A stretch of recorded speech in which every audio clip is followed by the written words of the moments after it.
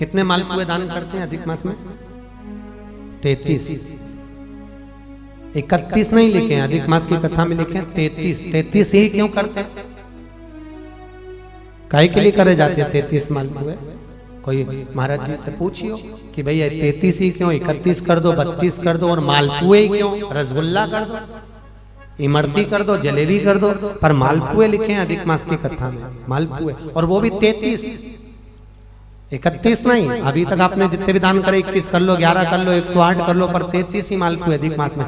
तो अधिक मास की कथा में यह वर्णन किया गया है कि मालपुए इसलिए दान करे जाते हैं क्योंकि मालपुए जब बनाए जाते हैं तो उसमें बारीक बारीक छिद्र हो जाते हैं। जितने मालपुए में छिद्र पड़ते हैं उतने नरकों में हमारे घर के पूर्वजों को जाना नहीं पड़ता और वो परमात्मा के धाम चले जाते हैं। इसलिए मालपुए दान कर जाते हैं, रसगुल्ला नहीं।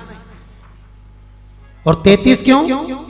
30 दिन के तो 30, 31वें नंबर का मालपुआ हमने अगर बेटी के घर का अन्न खा लिया हो, हमने बेटी के घर का अगर भोजन कर लिया हो तो उसका दोष ना लगे, इसलिए 31वें नंबर का मालपुआ दान होता है।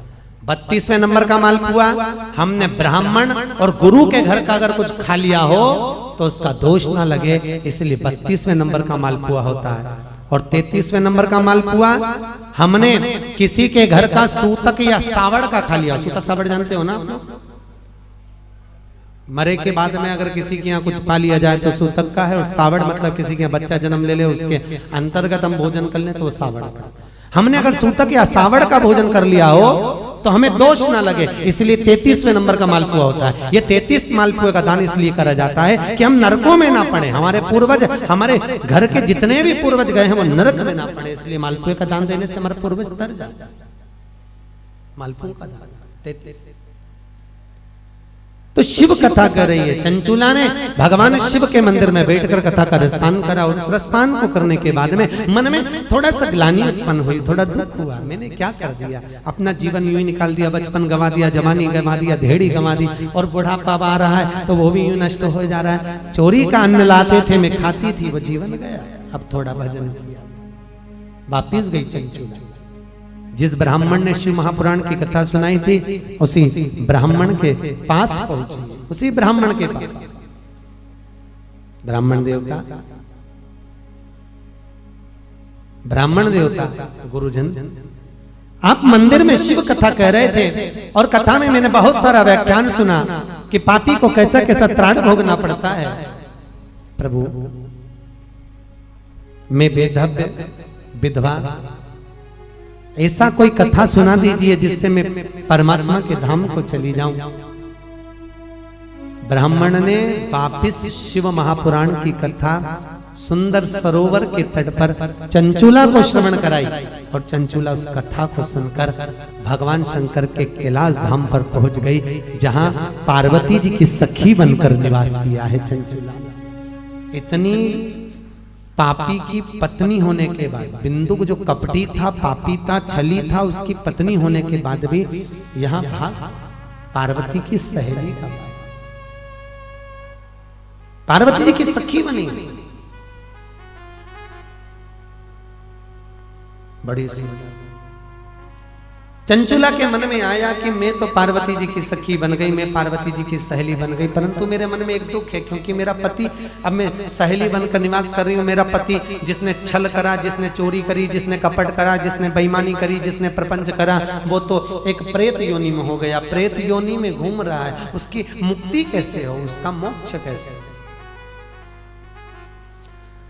तो सूत जी सोनक जी को कह रहे हैं उस पति के मोक्ष के लिए चंचुला ने पार्वती जी से पूछा, मां जगत जननी अम्बा, जगतधात्री मां दुर्गा, हे जगदम्बा, हे पार्वती, कुछ ऐसा नियम बता दो जिसको मैं कर कर अपने पति को मोक्ष दे दूं, प्रेत योनि से वो छूट जाए। तब चंचुला के शब्द सुने तो तुरंत पार्वती जी बोली, इसका तो एक ही उपाय है, अगर जिस कथा को मैंने शंकर जी के मुख से सुनी थी वही शिव महापुराण की कथा अगर तेरे पति के निमित्तार्थ कराई जाए तो तेरा पति भी मोक्ष पा जाएगा, और वापिस मोक्ष पाकर तू अखंड सौभाग्य को धारण कर सकती है। चंचुला ने कहा, मां ये कथा मुझे कौन सुनाएगा?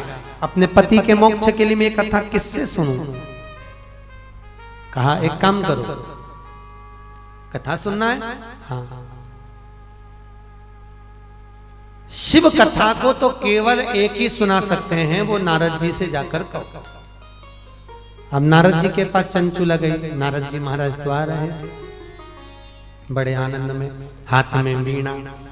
नारद जी को जानते हो ना, बड़े सबसे ज्यादा अलमस्त रहने वाले, बिना माचिस का माचिस, बिना माचिस, पर भिड़ाएगी ऐसा कि भगवान से मिला दे, ऐसा भिड़ाने पर भी बहुत। नारद जी महाराज निकल कर कि मेरी नस नस बोले हरी हरी। दिशा टीवी पर प्रसारण संबंधी जानकारी के लिए संपर्क करें 9560797788, 9560797722, 8130969977। धर्म संस्कार से जुड़ी अन्य जानकारी के लिए हमारे चैनल को सब्सक्राइब